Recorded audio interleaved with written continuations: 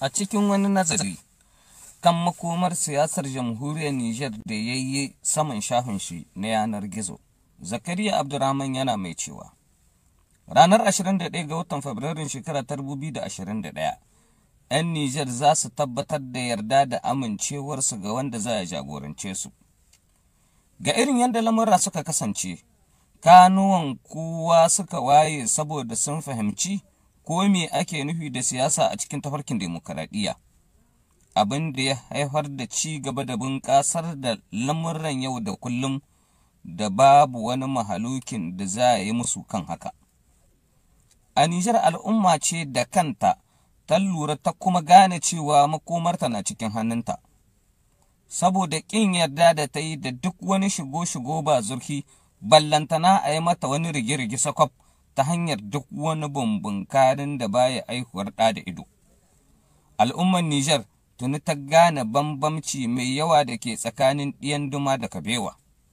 Saboda haka, babu ko wata shakka, jama'a sun gane mai alamar zuwa ake ba sako. Tabbas, za su zaɓi ɗan takarar da ke tafi da tsarin aiki program, wanda a shirye yake tsaf domin yi ma ƙasa da 'yan ƙasa aiki saɓanin wanda za a yi ma kansa aiki ta hanyar amfani da talakawan ƙasa. Tuni da kingin wuri, 'yan ƙasa suka gano da ƙarya ce ake maƙorama ruwa na raki, saboda duk wurin da ka tsaya kana saurare, za ka ji al'ummar ƙasa suna addu'a suna yin fatan Allah ya sake ba su shugaban ƙasa, shugaban jamhuriya mai halaye irin na Alhaji Isuhu Muhammadu, mutum mai tsinkaye gami da hangen nesa, dattijo mai kishi da kuma ƙaunar ƙasarsa, saboda ya zo da tsarin aikin da ya sa ƙasarmu ta daina shan hitsarin wari. Akan wannan dalilin jama'ar ƙasa ta aminta da shi har sau biyu saman kujerar mulki, abin da ya tabbatar ma duniya baki ɗaya cewa 'yan Nijar sun san abin da suke yi sun kuma san abin da suke so. Ranar 27 ga watan Disamban shekara ta 2020, 'yan ƙasarmu ta Nijar sun fito da fifi domin su yi amfani da ikon da ke cikin hannunsu kamar yadda dokar ƙasa ta ba su 'yanci. Zuciya buɗe hankali kwance, babu tsangwama ko ɗaɗai, suka zaɓi abin da zuciyarsu take so, sakamakon da kowa ya gane shi ya kuma san shi domin ya fito cikin akwatin zaɓe. Abin da ya sa kowace jam'iyyar siyasa ta san kima da mutuncin da ke gare ta a idanuwan al'umma. Zaɓen da 'yan Nijar suka yi ya sa kowace jam'iyya da kuma ɗan takararta sun gani ƙiri-ƙiri da irin idanuwan da 'yan ƙasa suke kallonsu, saboda sun nuna wa duniya cewa kwanciyar hankalin ƙasa da al'ummarta shi ne abin da ya sha musu kai, ba wata hayaniya ko shirme, abin da ke nuna irin yadda zaman cuɗani in cuɗa ka ya sami gindin zama a jamhuriyar Nijar. Saboda fatan kowa cikin ƙasarmu ta Nijar shi ne ci gaba da bunƙasuwar tattalin arzikin ƙasa da tsarin zamantakewar jama'a su ci gaba da wanzuwa cikin daɗin rai.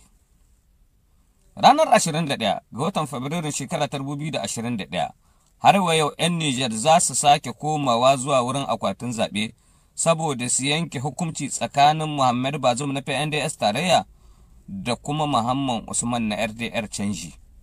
A san wane ne wanda zai gaji shugaban ƙasa, shugaban jamhuriya Alhaji Isuhu Muhammadu.